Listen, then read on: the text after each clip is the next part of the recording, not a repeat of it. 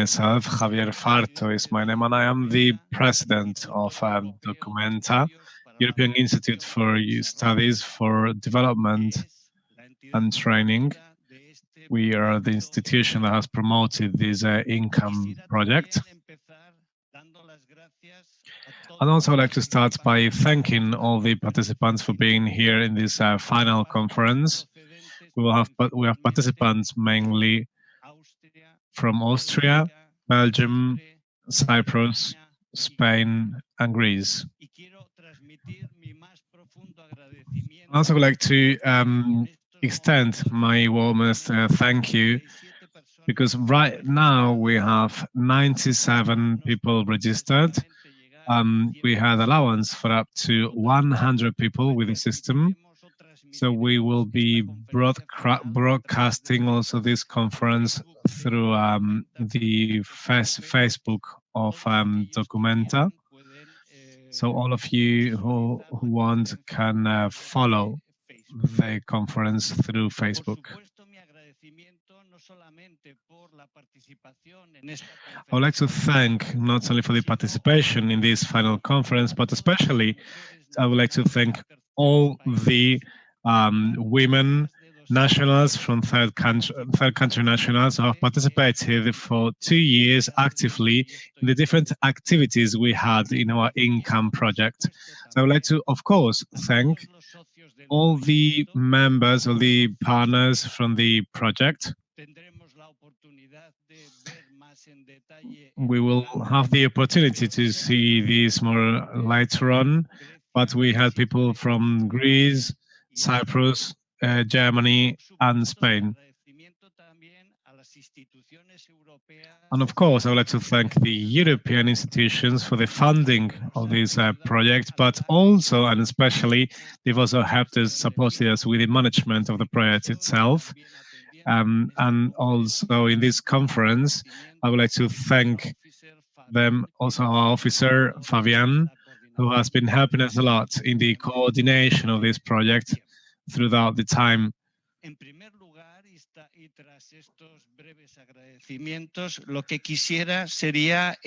So next, I would like to explain a little bit the logistics and the programming for today's session. Today we will have 2 different blocks.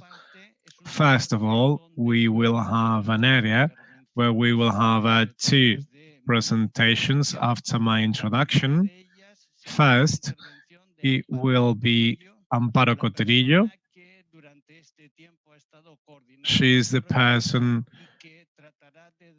who will try to offer an explanation only theoretical fundamental basics, but also about all the activities that have been conducted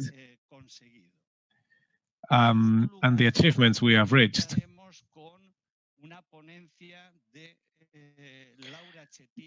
Second, we have Laura Cetino from Cepine Foundation, and it will be about women, migration, and integration. This first part of the day will last until 10:50 or 10:45. And after that, we will have different national workshops that will be conducted in the local languages in the countries. 2 workshops have already taken place, such as the case of Austria some days ago, and also yesterday evening in Greece, where there was a big success and the big participations. So congratulations to our colleagues in Greece for this workshop.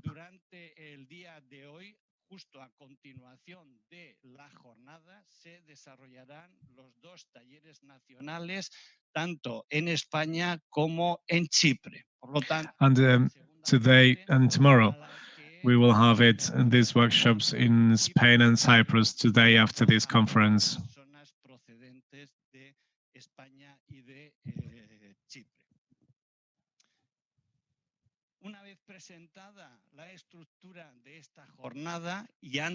So after this introduction, before we start with my colleagues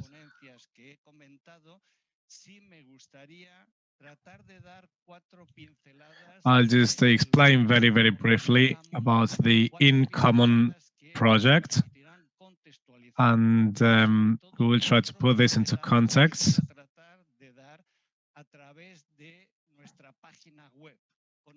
And I will explain this through our website, so just so that I would also like to encourage you to visit our website and to try to navigate and discover all the materials we have on this website.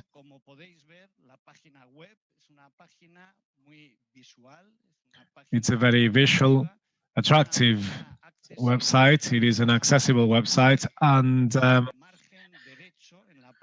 on the right at the top, you have the options to choose the languages. We have in English, Spanish, Greek, and German. So it is accessible to the different countries, members of the project. So as I said, my goal was to offer just a whole brief overall idea and to navigate a little bit through the website. So I would like you to go to here to the project. And here, if we go to overview,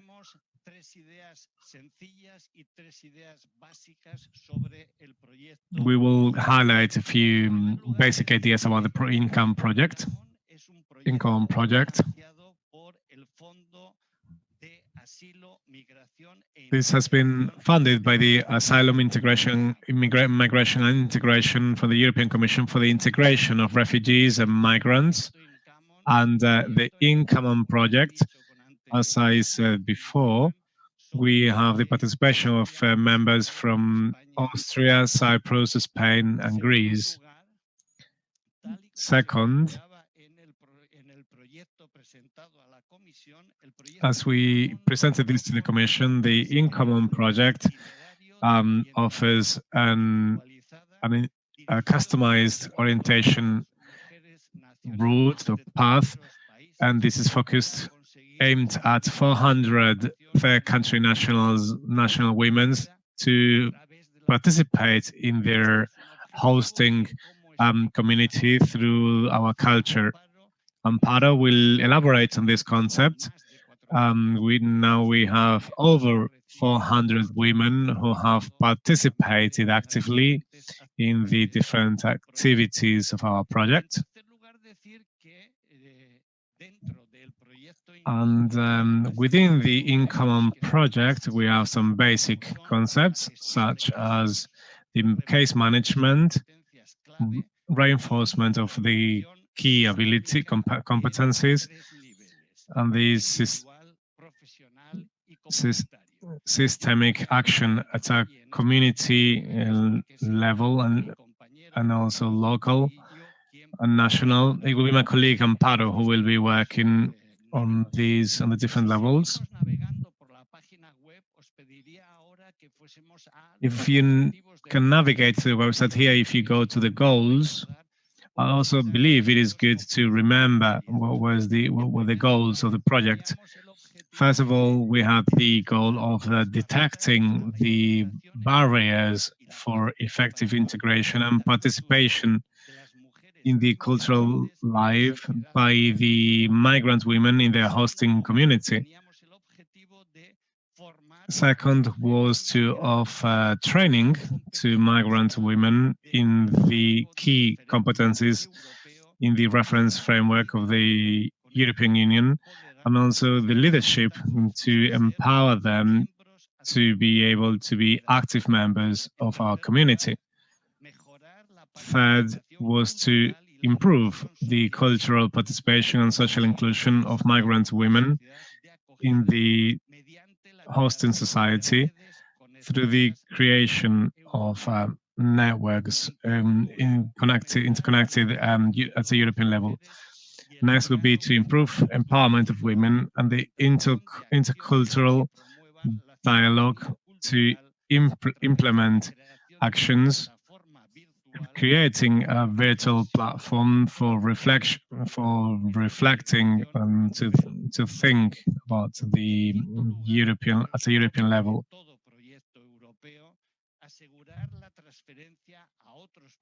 And also to guarantee the translating this into the European countries and to the member countries about this methodology of the InCommon project and our InCommon Toolbox and this methodology to scale it up for this cultural citizenship, which we will explain later.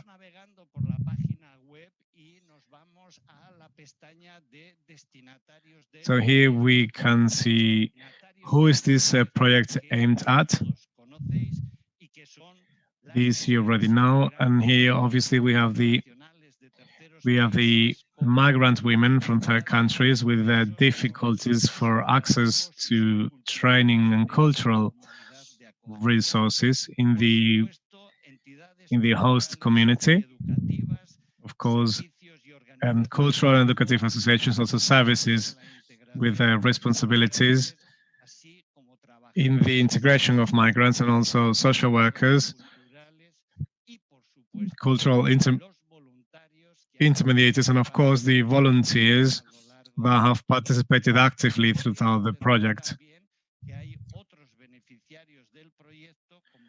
Obviously, there are some other beneficiaries of this project, such as the people responsible for the integration policies of the social, cultural, educational, and employment services, NGOs, and of course, in all third sector organizations. Next, in the website, we can check the partners. And as I said before, we have 8 organizations from 4 countries. So once again, I would like to express my gratitude to these partners for the very good work environment we've had and collaboration we've had for over 2.5 years. So thank you for the great success in all the activities of the project that we conducted in the different countries. So I would like next to finish with this navigation through our website of the InCommon project, going to materials section.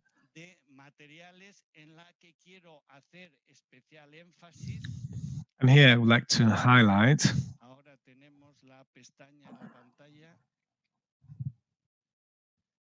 en la que quiero hacer especial énfasis para destacar que hemos hecho un esfuerzo. And I would like to highlight that we've done a big effort to edit all the materials that we've been producing during the project.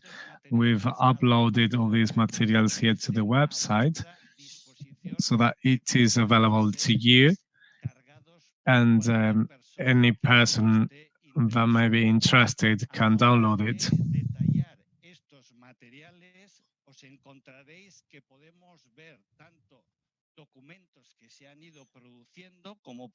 Here you can see documents have been produced, such as the one about good practices in social integration and civic participation of women at a European Union scale, or also the publishing of the same for cultural citizenship, which is the methodology that we've developed throughout the project. Especially, I would like to highlight that we've made a big effort for the creation of different materials for information. This has been translated into the languages of the different countries, and this is available to you through the partner organizations in the different countries. So with this short navigation through our website, once again, thank you for your attention. And next, we will have my colleague, Amparo Coterillo.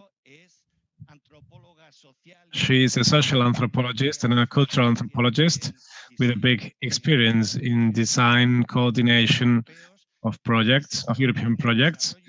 She is expert in the development of cultural projects for social integration of different groups, not only migrant women, but also young people, for example. And she participated in the concept, the structuration and design of the project of the InCommon project presented by the European Union.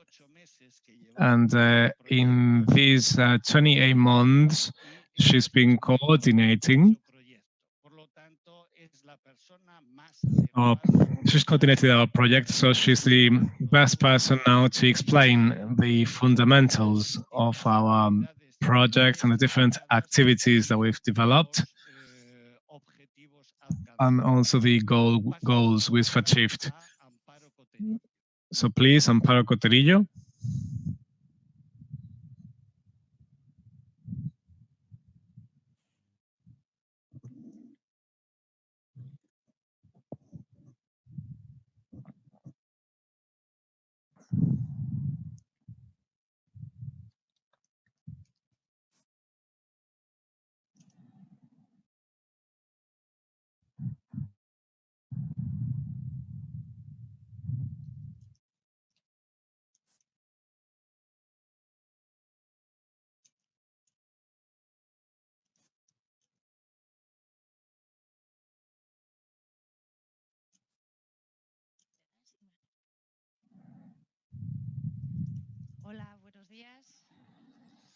So good morning, everyone.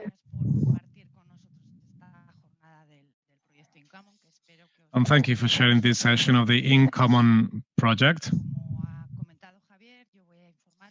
As Javier explained, I will tell you a little bit about what we did in the project and about the different results and tools we've developed. So I will use a PowerPoint we've prepared to go through this. So maybe we can launch the presentation.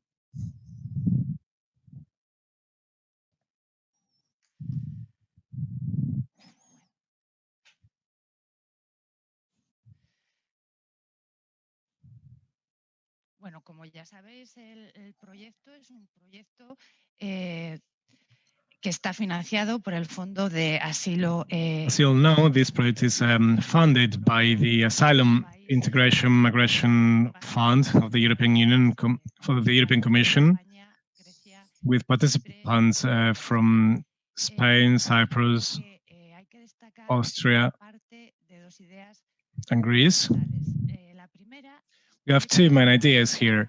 First is the fact that culture is a common good which is built with the participation of all members of a community. And the second idea is that participating in a culture means to participate in the community. This means to have a voice and to be part of it. And in order to achieve this, citizens need to have all the tools that will allow them to exercise this right. As we've explained before, there are three basic concepts to structure the intervention of InCommon. First, we have the case management. Next will be the reinforcement of the key competences within the European framework. And third will be the systemic intervention at three levels. We have it at an individual level with actions for women's empowerment, for migrants and refugee women, interculturality for volunteers. It's also at a professional level, offering tools for people working for inclusion and integration, such as the escalation of the intercultural citizenship. And at a community level, this is by creating a local network of stakeholders where we would have, in this case, refugee and migrant women, and also the volunteers, and the cultural and educational resources from the community and organizations that will participate in the community. So we have the different phases of the project. We have 4 phases here mainly.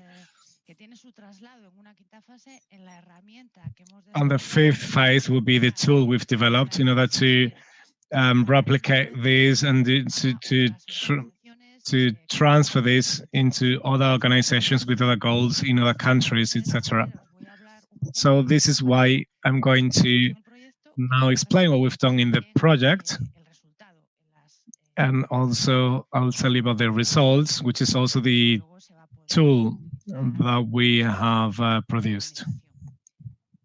Lo primero que hicimos en InCommon fue compartir el conocimiento que teníamos los socios sobre.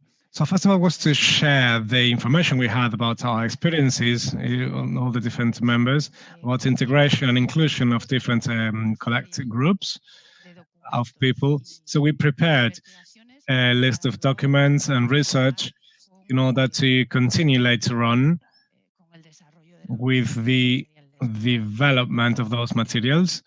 In the second phase, we wanted to have the stakeholders participating and be involved. This will be the participating women, the volunteers, and also the other organizations in and resources in the community to create this network.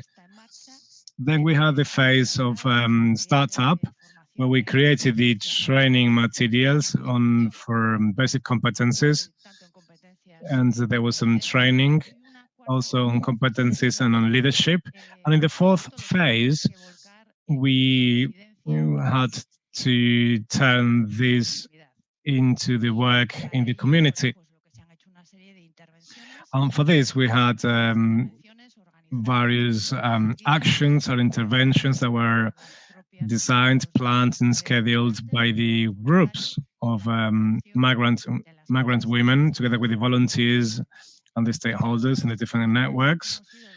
In all these phases, we have created a list of materials which are part of this integration process. We've systematized the process. So now we have this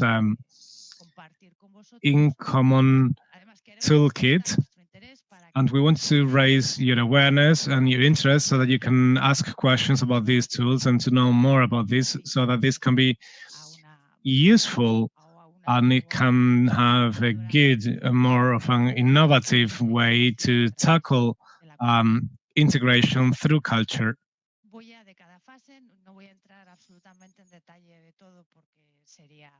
So I'll go briefly through some points, but in the website of the project, you have in the tool, you have the biggest part of the materials.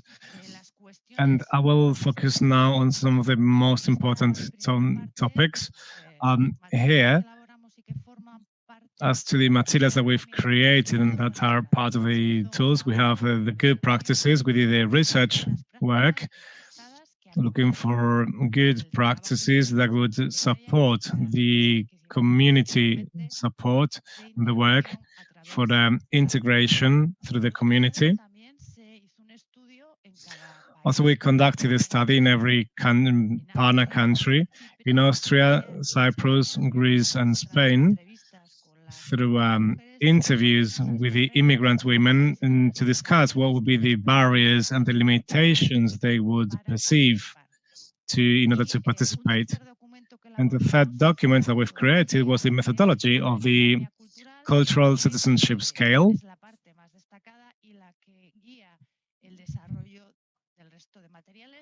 And we've used this as a guide to develop the rest of the materials. We'll see that now into detail. So this methodology of cultural citizenship scale has been designed as a methodology for individual orientation, and this is aimed at those professionals who work with immigrant women for integration. And it offers a personal assessment and a method to support these women in their pathway to the full exercise of an active citizenship. And this scale is applied throughout the project, and this will orientate onto what type of actions and activities and training should be developed with every group of women. So the key concepts behind or the structure of this is, on the one hand, the idea of an active citizenship and how we understand an active citizenship, and also the relationship with the key competencies of the European reference framework. So active citizenship relates to those citizens who are involved in the different activities and in the community where they participate. This is a very general definition, and it includes a broad possibilities of action such as politics, civic activities, community support. So it's more than the actions itself, and it includes some democratic values, mutual respect, knowledge of human rights, and a personal feeling of belonging to a community. And this we can see in different actions at political dimension for the political rights. This also means a knowledge of the political system. Also, we have a social dimension related to the behavior of individuals, and this is very closely related to the development of social and interpersonal abilities. Also, we have a cultural dimension related to being aware of the existence of common heritage.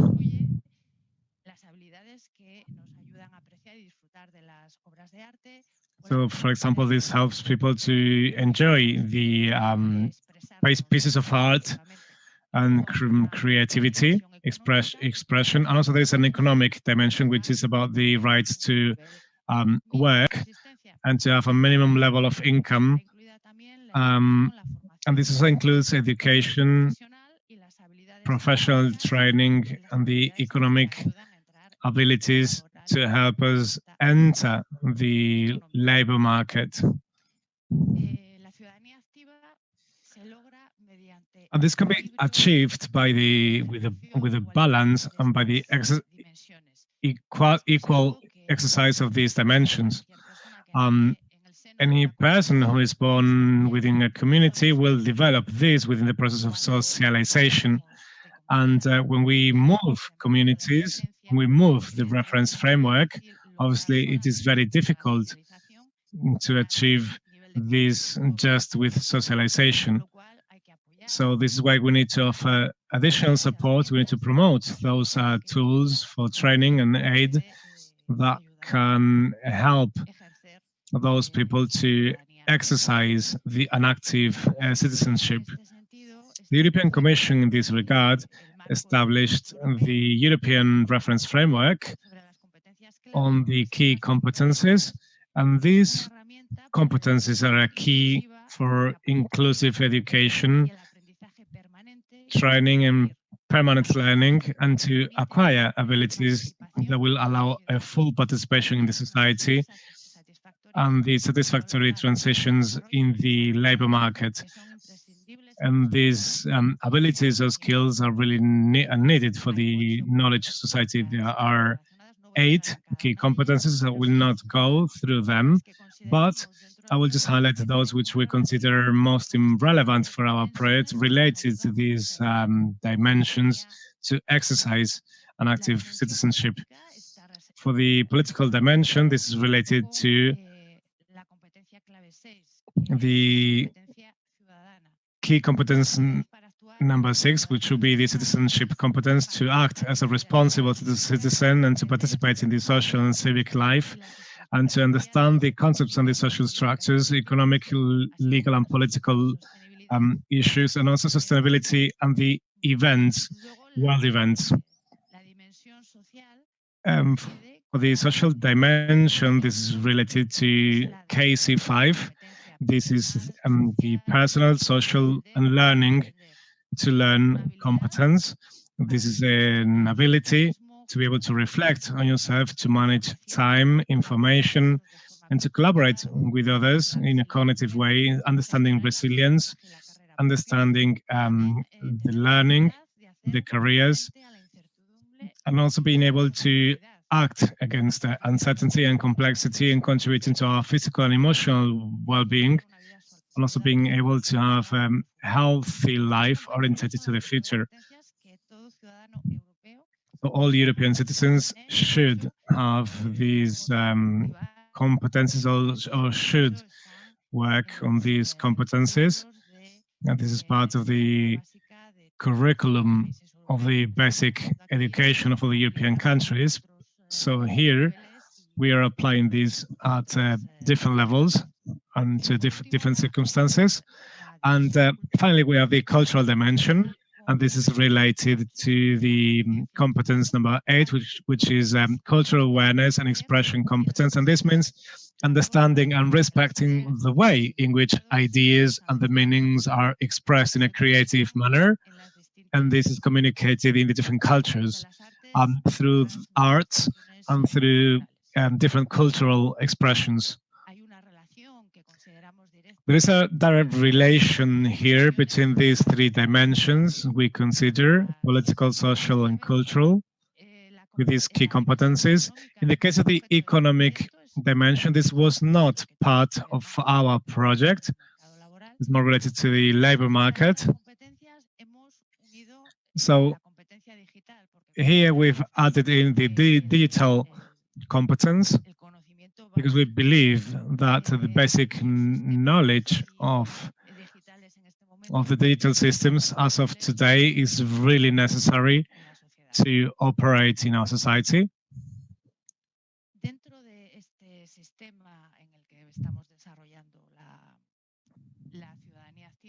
And within this system, which we are developing for active citizenship, we need to do this through culture and through participation in the cultural activities. So it is important to bear in mind that we understand culture in a broader way, according to the UNESCO Declaration. It includes beliefs, behaviors, laws, tradition, were constructed by the community, and this is applied in a cross-sectional way to the whole project.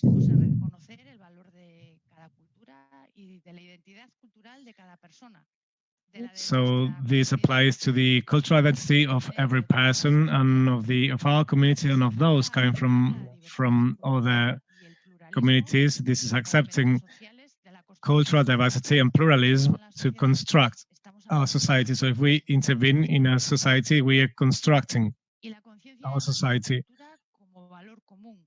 And also this is culture as a common goal, as a common value. It is made up by all the members, and it is dynamic. It is built up throughout the time with different historical, social, economical, and cultural events. And right now, we are living a situation which is the pandemics. This will change our culture, our life perception, our beliefs, our behaviors, and this will lead to a modification or to a new cultural construction. So in short, this means that we are going to promote with all the participants in our project. Our goal here is to promote the thinking abilities and the critical abilities, taking into account the cultural participation as diversity.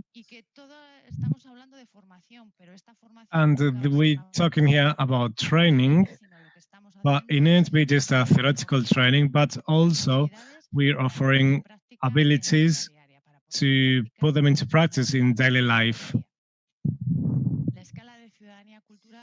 Here, our cultural citizenship scale, this we need to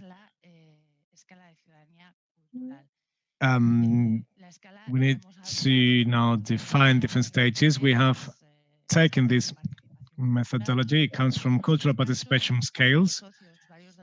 So in our case, the partners in the project, Dimitra and Edith and Documenta, we've participated in previous European projects where we've been working with active citizenship scale, specifically in Empowerment Kit.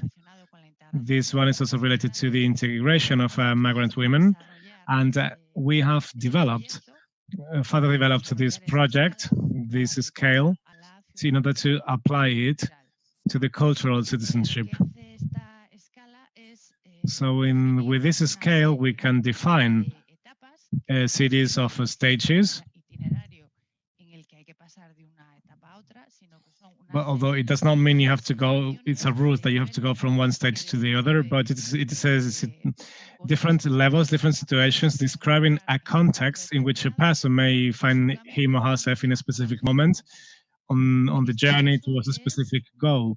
In this case, we have the exercise of the full active citizenship with the cultural citizenship, as we said, because we believe from the beginning that when it comes to migrant women, not all women are the same, not all women have the same personal circumstances, and not all the origins are the same or will lead to the same situation or context.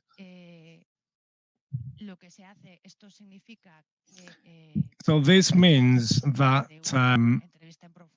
through an in-depth interview and through getting to know the people who are participating in the process, we select different groups, and those groups will have some common features, and we can offer them support and the aid that suits best at this moment in the process.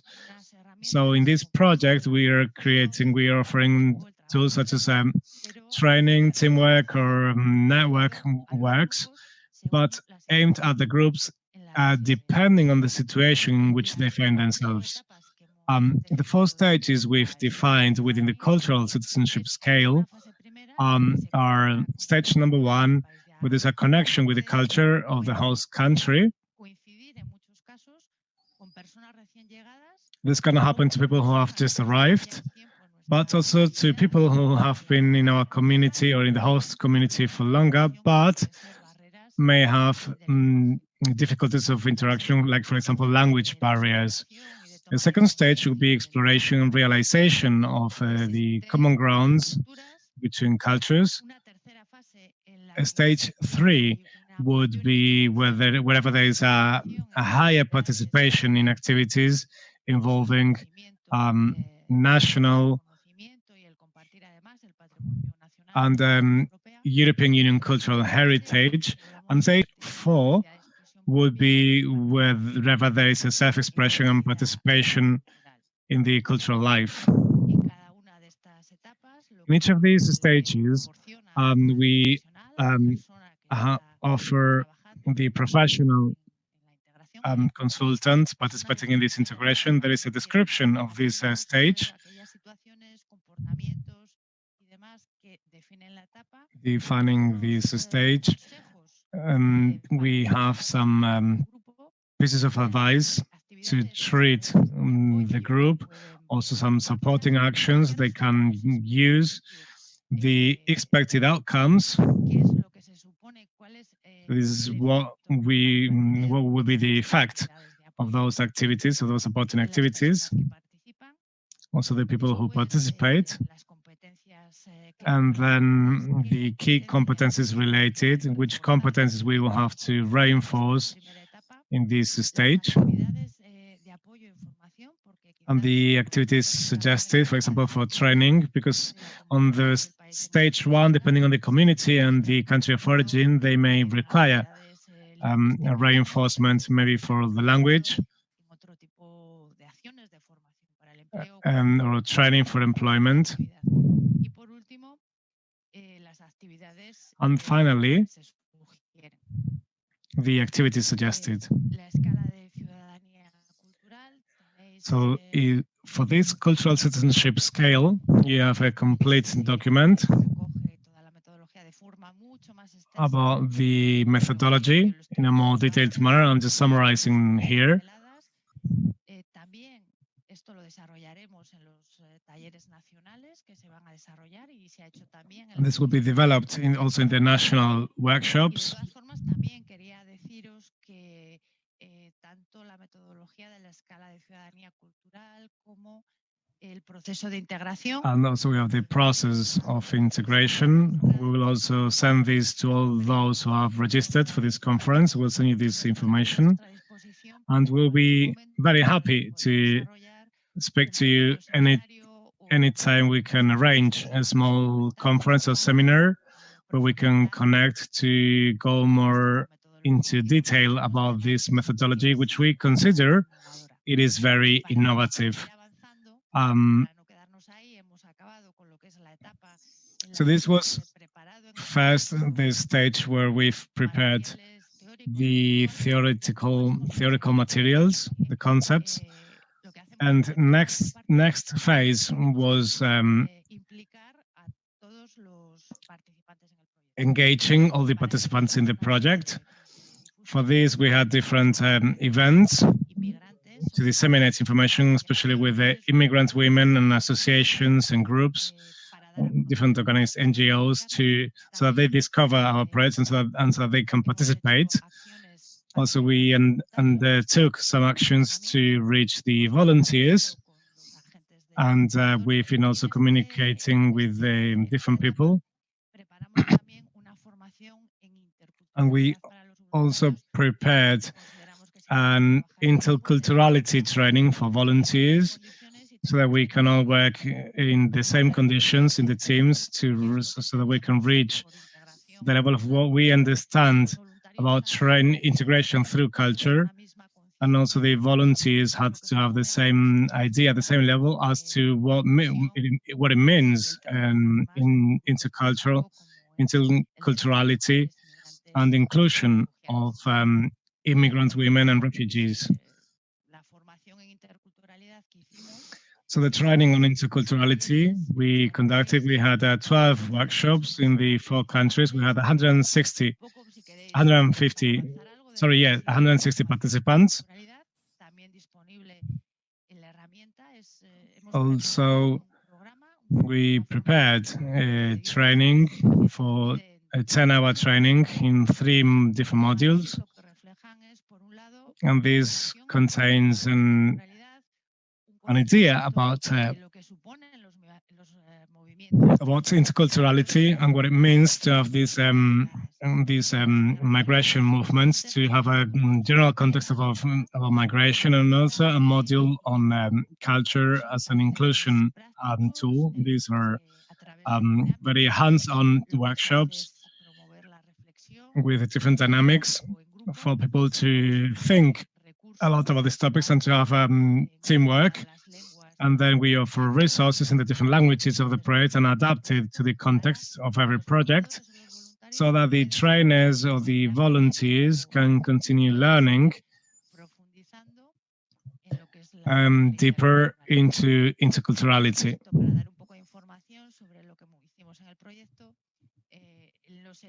Specifically, the volunteer events, we had 10 events in the 4 project countries. We had in total 148 participants, and we conducted 10 local events for women with a total participation of 168 women. This was a first approach so that people would know about our project and will participate in our project. So with the stakeholders, we managed to have 59 entities to participate in the 4 local networks. There is a big diversity of organizations, NGOs, social enterprises, religious and non-religious organizations, local authorities, cultural resources such as museums, libraries, dancing centers. So we're very, very happy in this regard because it's been a very hard work.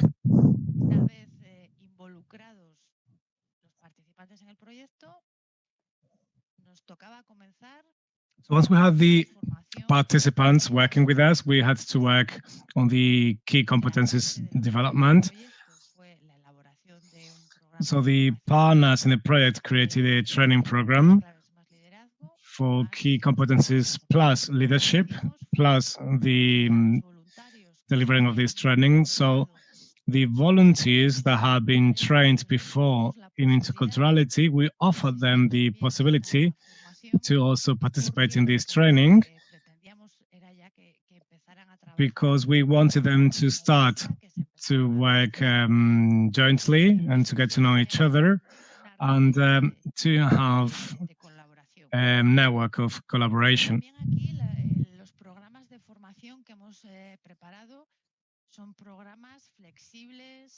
Also, in this case, the programs we've prepared are flexible programs, so they can be adapted to any circumstance and to any national context. And the learning here is very practical through exercises and through dynamics and through the development of different activities. So we can have here different dynamics that can be adapted by the trainer to the specifications of the groups. We have each course has a duration of 35 hours, so this can be adapted, and the modules can be selected. You can have more hours in those modules where you need, where we consider we need to train more. So as we discussed before, we are reinforcing here the digital competencies of so the personal, socials, and learning to learn abilities, and also cultural expression. So what do we offer this time, and how is InCommon different in the development of these competencies? For example, for digital competencies, we focused on using devices which can be used to do daily activities, like, for example, creating content in photographs and videos. And also we've worked on communication, on social communication through the social media and whether the news are true or not, and diversity. So within the digital competencies, we are focused on those which can be most useful for today's society.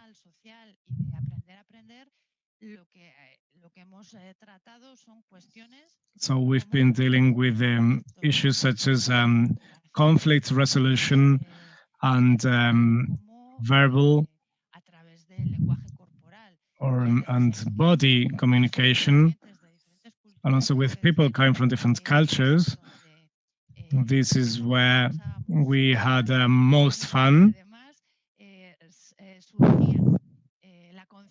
And there we had the awareness of the many differences or distances or disagreements we may find in person-to-person relationships, and also in the awareness and in cultural expression.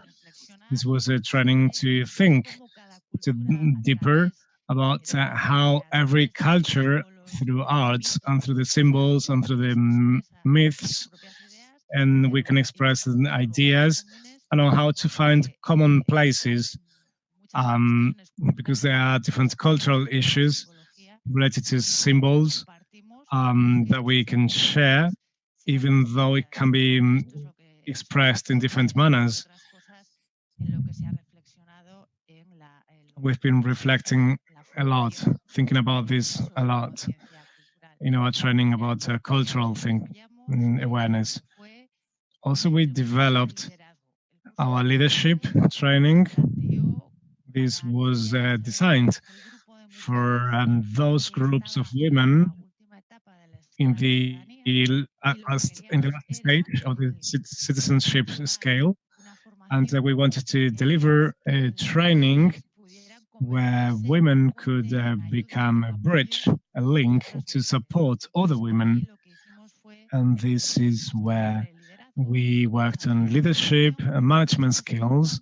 And what is most important is that these women would be able to design and plan their own personal projects. This could be about having some group to develop some group ideas, whichever ideas they may have within their groups, and so they could see, they could manage how they could execute these projects. And finally, we had a practical workshop where they actually did this. They executed their projects, and the experiences of some of these projects have materialized into activities designed, planned, scheduled, discussed, and executed totally by this group of women. So it was a big step towards feeling capable of doing these things. So they were very empowered. So we had 24 training sessions or courses on the key competencies 4, 6, and 8 with the participation of 476 women. And for training and leadership, we had 54 women participating. And after this, we moved on to the next phase where we will have the women doing local interventions or actions. This is linked to the cultural citizenship stages where they will be at. So if it's a woman in a group and in stage 1, they've just arrived to the country, or they are as refugees, which means specific set and special circumstances, they would choose activities that would help them to reinforce their abilities and to move forward in this exercise of citizenship. In other cases, we'll have groups in stage 4 who would have this capability and the autonomy to organize to arrange things among themselves and to execute any other project or activity.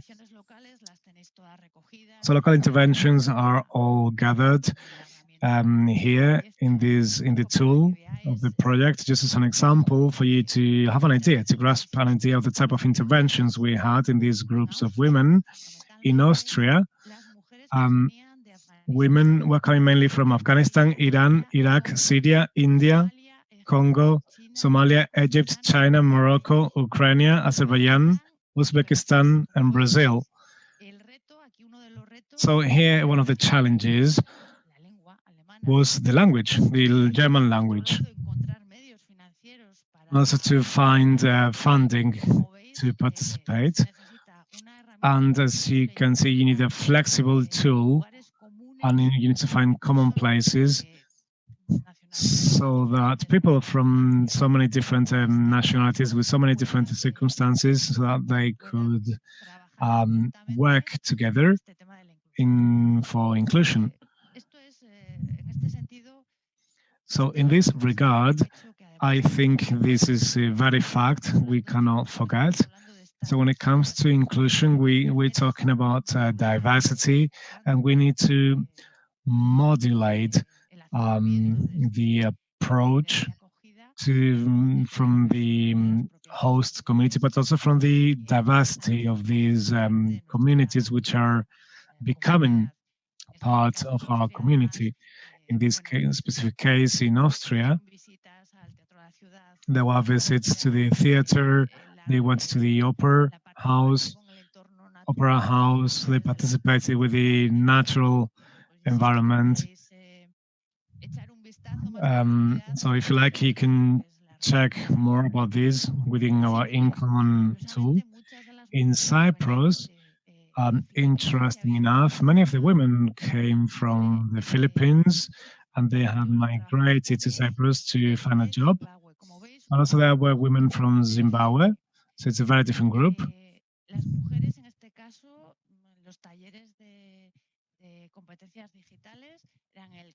In this case, for the digital competencies, it was the workshop where there was the biggest interest, and they were interested in activities to discover cultural places and to tell stories and to have creative activities. The situation in Greece is very, very special because here we have refugee women and they had just arrived. So this is a very special group of women who have just left everything behind and have arrived into a new country. And here we also had a little skepticism against participation because there will be many barriers such as family limitations, no self-motivation, lack of confidence. But little by little, they started participating, and we've developed some very interesting activities that have helped them understand the importance of this cultural exchange. In Spain, this group was made up mainly by women, many of them from Latin America, and also we had groups with women from Eastern Europe, such as Russia, Moldova, and Ukraine. Most of them came through the organizations that are member of APN or other partner, where we have the Red Cross, Moda Vida, Movement for the Peace, and Caritas. These are the associations who work a lot with migrant women, and they participated in the projects. So here, cultural activities and the mapping of the city to identify the resources. These were the activities that were most required, and maybe it was because of the language, but we had a group of women who were able to organize activities by themselves. For example, a few women organized an Instagram account to inform other newly arrived women about different topics so that they have a softer arrival into the new community. So all this process, all this journey is gathered in our toolkit. This is the tool we have in the project. You can access through the website.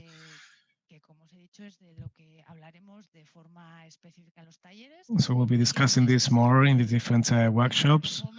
And at any point, we can organize a small seminar or any activity to explain in detail in the how we can implement this itinerary for training. We will also send you some information where you can see how we can use this toolkit and the different stages, the different phases. So we will be happy to contact you, to speak to you anytime you have some questions or inquiries.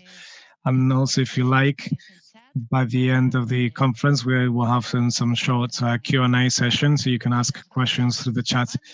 So thank you so much.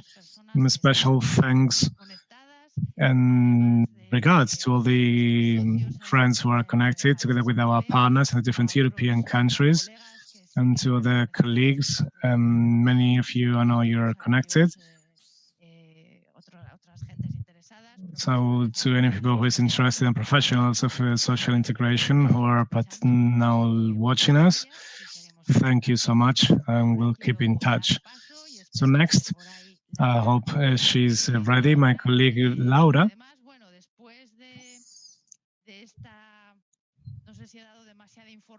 I don't know if I gave you too much information in such a short time, but my colleague will complement this with her own experience in the Cepine Foundation. She's a sociologist,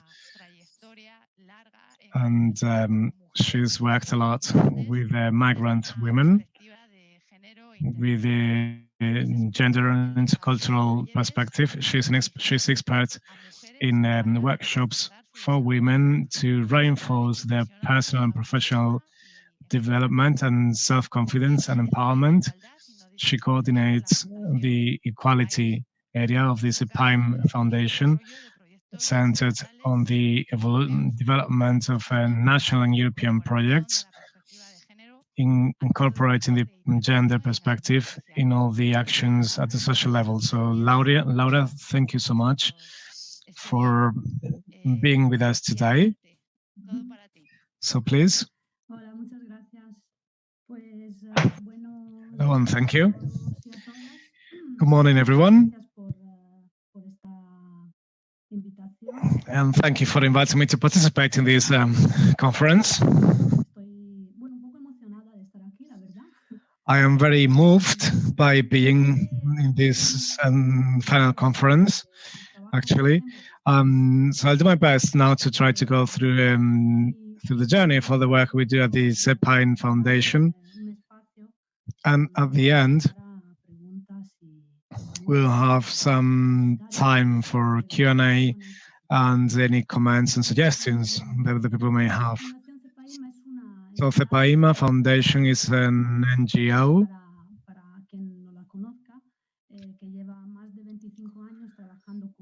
that has been working with migrants for over 25 years. And equality and non-discrimination is one of the areas of intervention we have. And it is not just an area of intervention, but it is also one of the basic principles, together with interculturality. And this is one of the pillars of the philosophy of our foundation.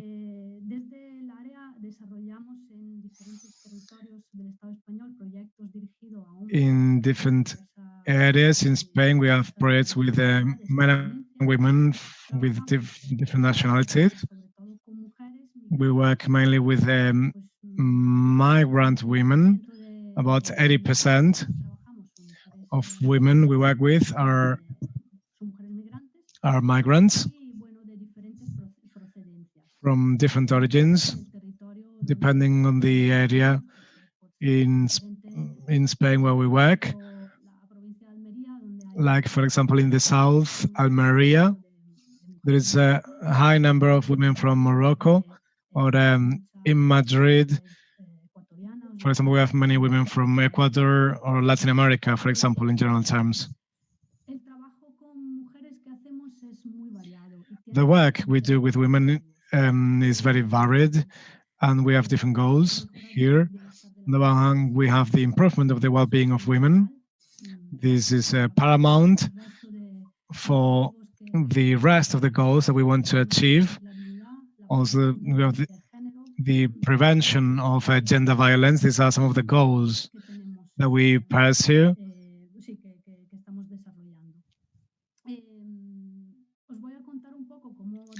I'll tell you now a little bit how we work in our foundation to achieve these goals, and how this can help for the projects of all the organizations participating today in this seminar.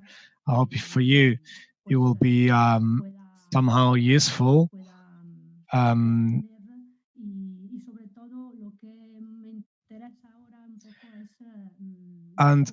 I also want to focus on how we can apply the gender perspective into the projects for social intervention. Women who approach us and who come to our centers,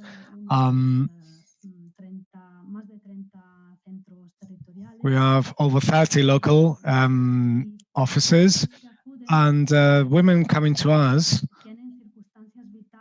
have very different vital circumstances. As Amparo said before, every woman has different characteristics. Every woman is unique. So it is a heterogeneous group. But I believe that all women, including myself, we all share something. We live in a society where still there is no equality. And we have certain conditions, structural conditions and psychosocial conditions that make it difficult, are a barrier of achieving our vital and professional goals for women. Vital and professional goals for well-being of women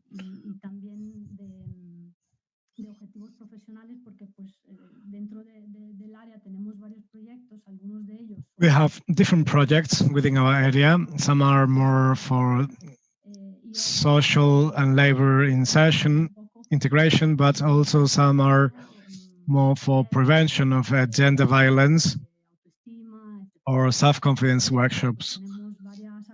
So we have different areas where we act.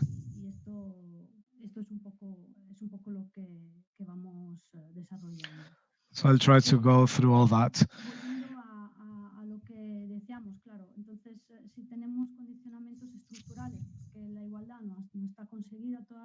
So we have social conditionings because equality has not been reached as of today. And then we have a gender difference and also the fact of being a migrant woman. And if this person has suffered, for example, gender violence, and also the woman needs to be the reproductive member of the family, and also maybe being poor and not having access to economic resources. All these factors can clearly become barriers for these women when it comes to living in the host community.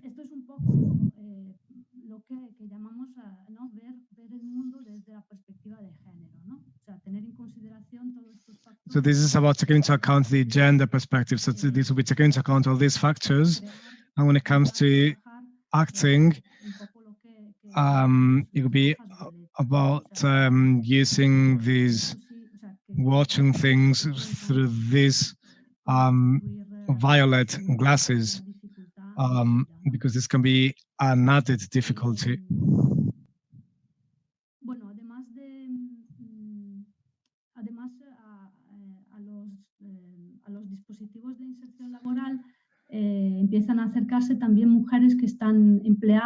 For labor integration, also we find women who are working, but they do not earn enough money for the month. So this is also, would be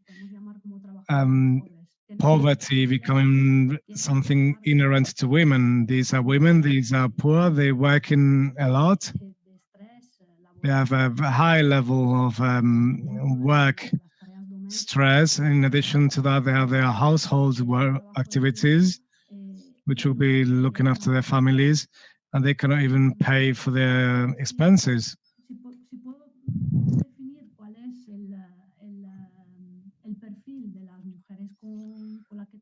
So as to the profile of the women we work with, these are typically women with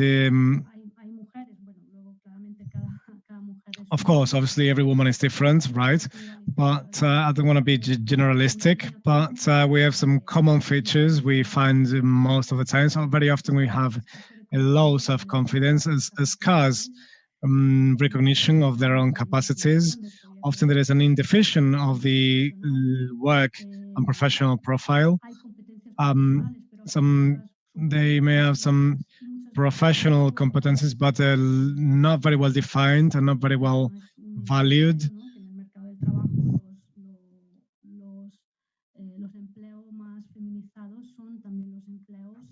And in the labor market, those which are worse paid are the worst recognized. Also, there's often they do not know the dynamics and the requirements of the labor market in the host community, especially for women who have just arrived. And there is often social skills, social abilities, which are not very much developed. So they have a little bit, they're having a little bit, but it may differ from those in the host community.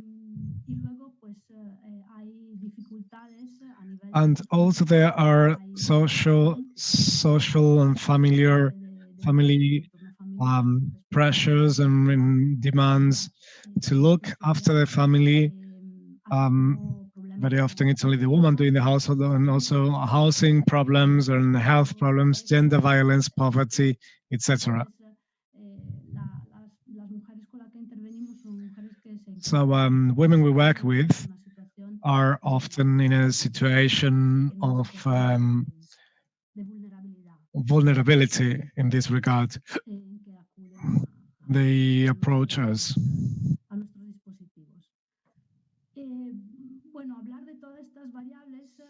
So all these variables does not mean adding in discriminations. We do not want to have a scoring of who is most discriminated, but this is about having the intersectional perspective, and this means that all these variables are parts of the lives of these women and modify and set up a vision of the world that they have, and also a vision that the world has about them. And this perspective is very important so that we can have a different intervention.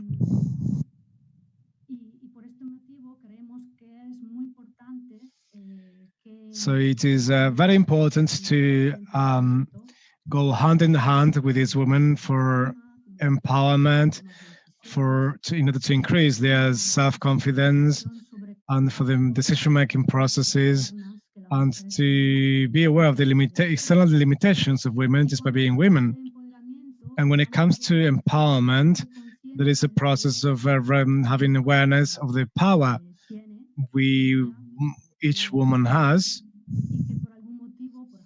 but for any reasons, for all the factors I explained before, this could be in a difficult situation with no job, with a big emotional load, with anxiety, with the migratory suffering.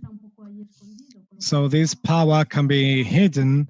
So it is not so much about empowering people. We do not believe people can empower people, but they can empower themselves.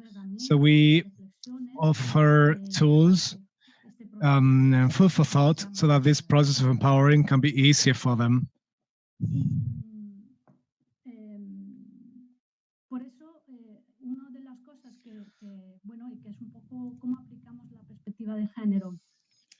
And gender perspective we can apply to this work in the way that we can work on the gender roles and we can work on the stereotypes, education, training, inequality, for example, at work, at education, at political level, in the media, and also thinking about why women are taking the highest load of looking after people.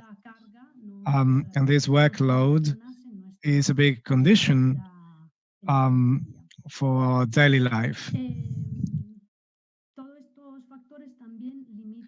All these factors are a limitation when it comes to finding a job, for example.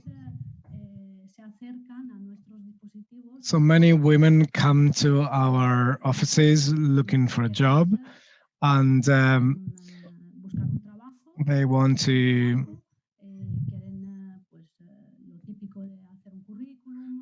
find a job, so they will need us to have them with the writing their curriculum, their CV, and they're surprised when we offer motivation workshops and self-confidence workshops.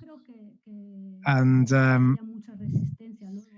do not think there is a big resilience into entering a group, but at the beginning they say, no, but I'm only interested in finding a job. However, all these workshops we are offering, we call them free labor workshops, because they will strengthen their self-confidence, and it will help them for this empowerment process. And we've had a big success in all these projects throughout the years.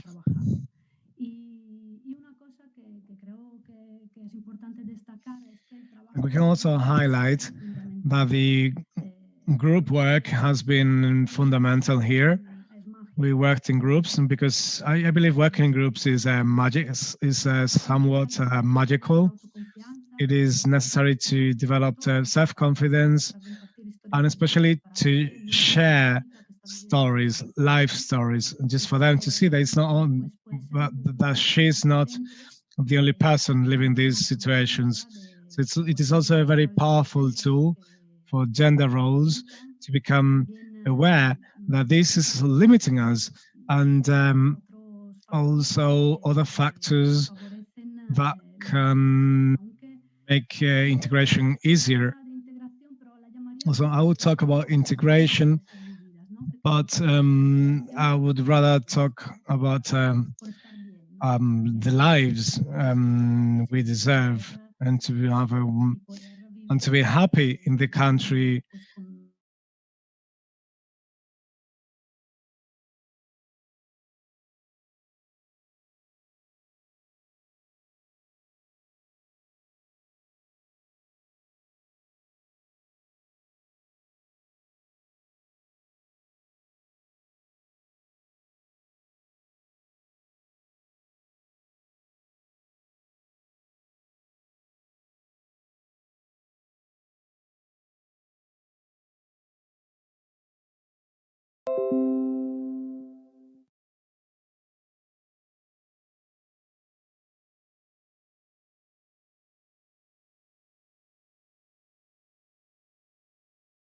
todo el mundo y son mayoría en sectores de comercio, de alimentación y servicio de limpieza hospitalaria, Food companies, and also in cleaning services in hospitals and in elderly residences, elderly houses. This is women. This staff is 70% done by women. Also, they have the big task of looking after people in the family, and the household activities, and the cleaning is so important with COVID-19. And women do most works of the household and looking after caring for people, also dependent people, adults or infants in their families. This is done by women mainly. And also they suffer worse working conditions and labor poverty or working poverty.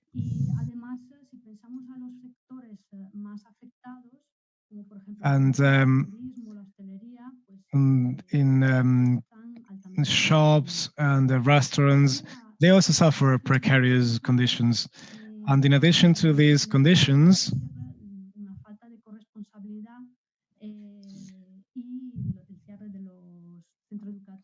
and the closure of the training centers and home office and the lockdown at home, this has created a bigger workload for all women. And the last factor I would like to highlight here in this regard for this COVID-19 crisis, where we have a very uncertain future, this will be the increase of gender violence risk. There has been an increase of calls to the emergency number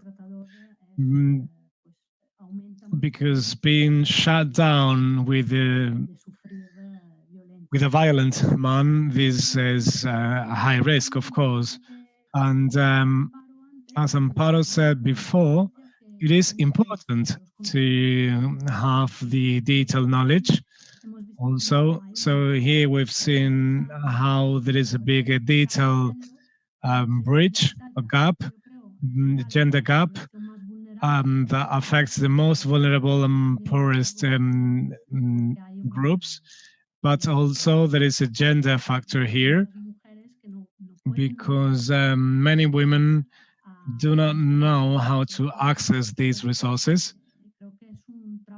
So I believe this is something we need to improve in our organizations, to train and to deliver tools so that women are not behind, they're disconnected once if we have to go back, for example, to a new shutdown. And also the labor environment is digitalizing, so we are starting to have a bigger necessity, a bigger need to have more training on digitalization.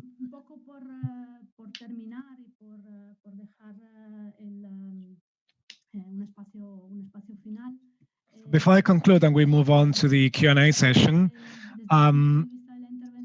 from the point of view of the intervention, we have had some very positive actions, such as the psychosocial support to women who are looking for a job.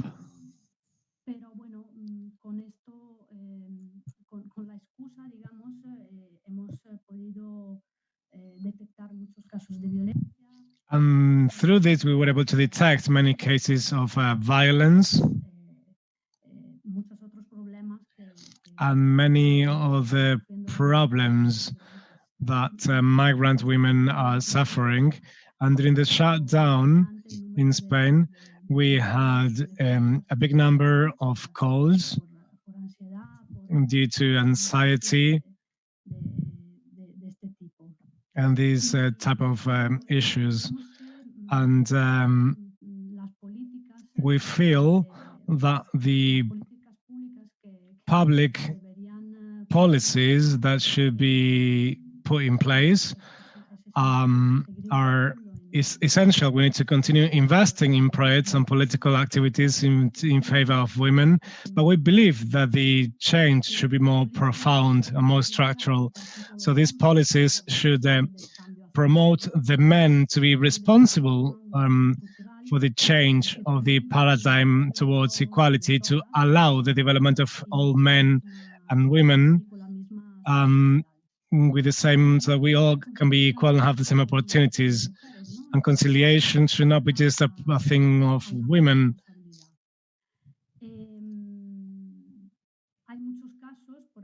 We have many cases, for example, from our foundation.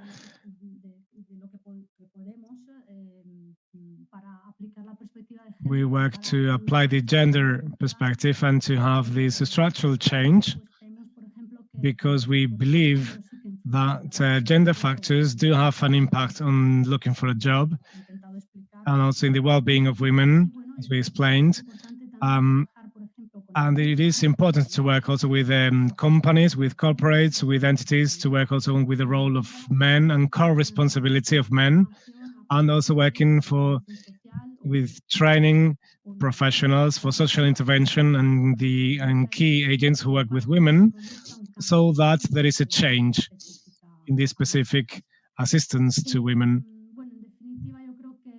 So in short, this is work we're doing to achieve a structural change, and this is why the fight to reach equality needs to go hand in hand with the participation of the whole society, including men and the public institutions, and because they have the responsibility to work towards a more equal society and non-discrimination.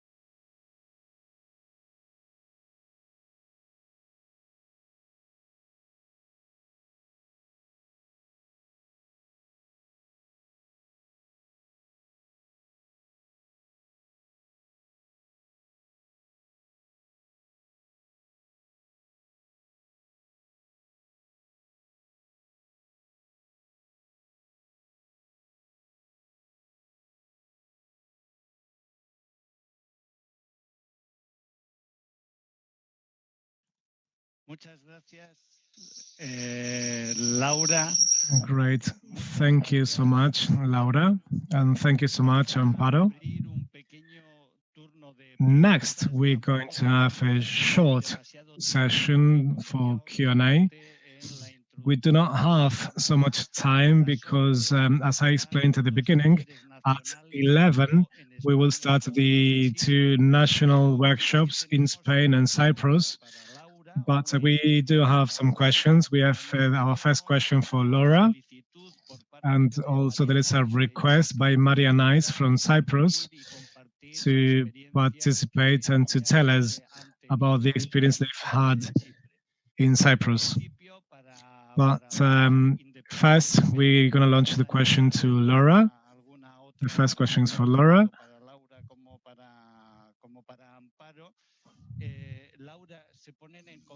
So we have colleagues from Austria.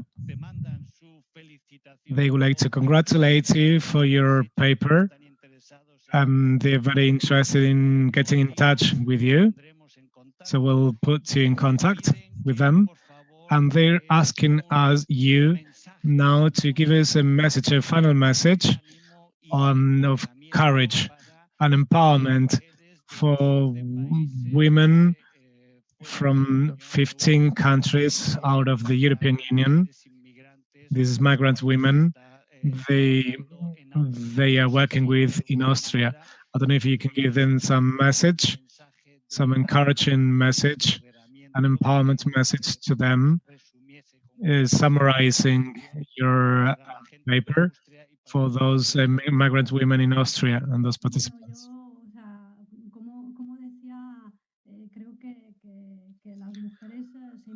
As I explained before, I believe women empower themselves, but we need to stay united with this concept coming from feminism and solidarity and unity.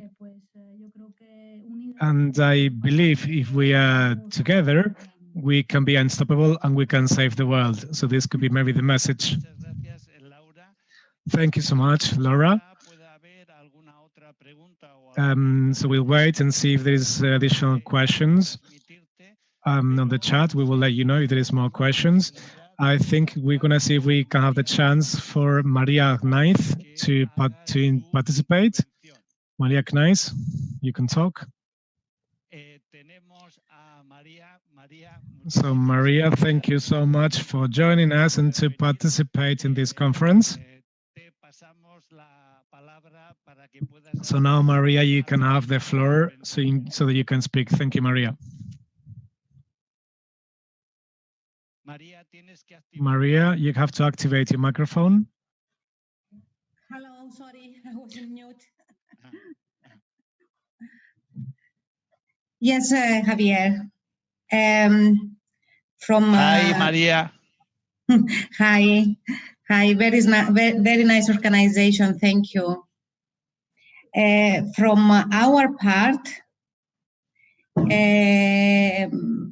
our experience with InCommon was truly a journey, a long one, but also an interesting one. Here in Cyprus, we saw that migrant women were very willing to participate in our project. We had no problems in engaging people to the InCommon project. We ran, as all the partners, of course, in all countries, various activities, starting from, of course, the profiling of the women, their training. We had a lot of interest for the trainings, especially in the digital competence, I have to say.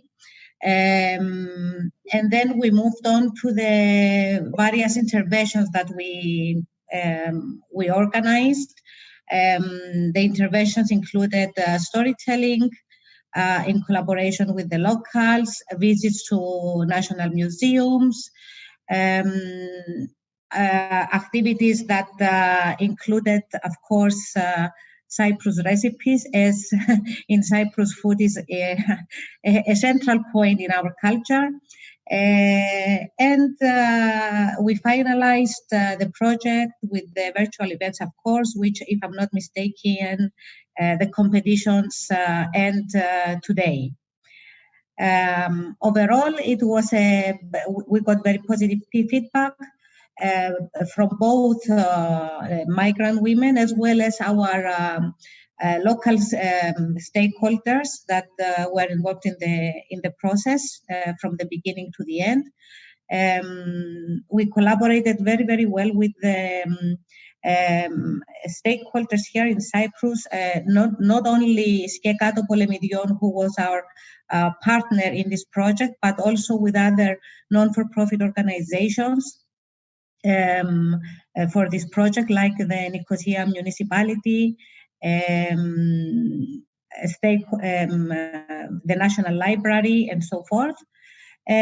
Overall, I have to say a big thank you, basically, to everybody, to our partners, to our stakeholders, and of course to our participants that were very open to participate.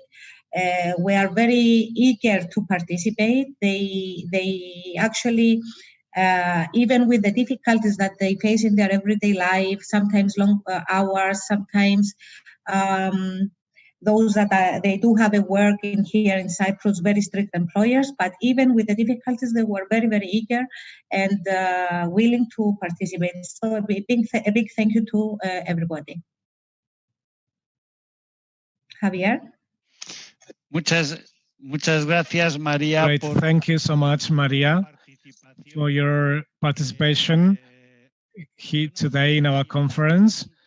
I don't know if we have more questions or not, but we're going to now try to close our session, our conference, at least this first part of the event, because right after we have the national workshops in Cyprus, in Nicosia, and in Spain, in Santander. But we still have a few minutes, so if there is some questions to any of you, to any of the participants, or any additional comments like Maria, we'll be happy to respond to any questions people may have. Me, myself, I would like to highlight again, like Maria did, I also would like to thank all the people who participated from the different countries in the different activities.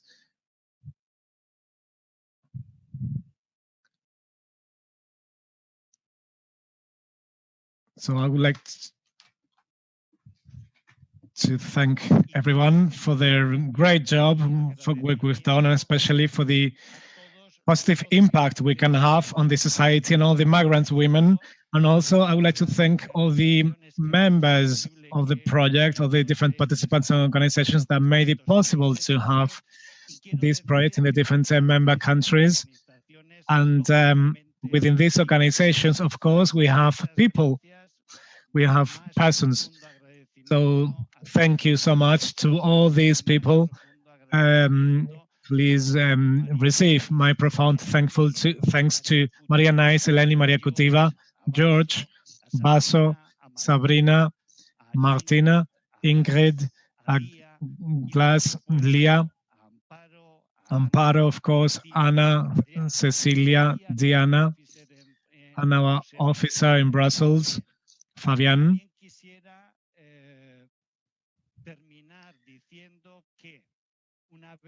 So once again, I would like to conclude now telling you that once again that in the website you can find all the materials that we have produced, and most of these materials can be found in the different languages of the different member countries, and this is available to you so that you can make use of them and that you can utilize them, so that and in case these documents, these methodologies, if it is useful for you, you can apply it to other situations that you may have in your countries.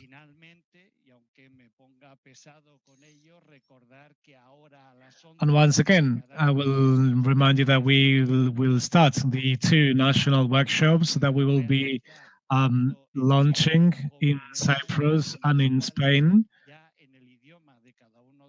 in the local languages. We will be working in detail with the different tools that we have within the toolbox and in our toolkit that we've developed within the InCommon project. And with this final conference, we're coming to an end of the InCommon project. This will finish officially on the 30th of August. But by no means this means that the situations that led to launching, to creating these projects have disappeared. The situation has not disappeared. However, we're finishing this project, but we need to continue working. We need to continue organizing ourselves in our network. We need to be aware of these. We need to see how we represent the third countries all across Europe. And we hope that this InCommon project, with the methodology, this should contribute to facilitate the integration in the host countries of all the nationals from third countries coming to Europe. So with this, we're going to finish our conference. I hope it was useful. So I would close the conference if there is no questions or no comments. If there is someone who wants to intervene, if someone wants to participate, now it's the time. If not, we can continue in contact in the future. We can be in chat through the chat with the tool we have available. So obviously now we're living in difficult times. We will continue also close contact through the new technologies, through the digital technologies and online communication.